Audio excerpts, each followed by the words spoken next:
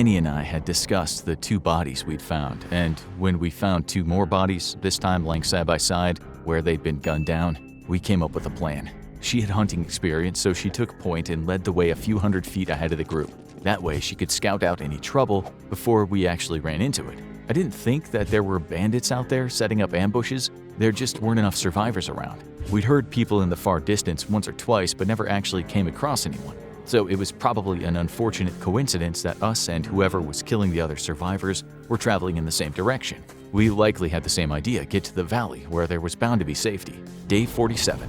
On day 47, we finally reached the part of the 101 that passed in front of Universal Studios. We were officially in the valley, but things did not look good. There was plenty of destruction all around us, with the Hollywood Hills between the valley and the explosions in downtown LA and elsewhere. Most of the buildings here should have been spared. The best thing to do was get a good view of the local area. So we decided to climb up to the top of Mulholland Drive, where there were a few scenic overlooks that couples used to go park their cars at night and look at the lights of the valley below.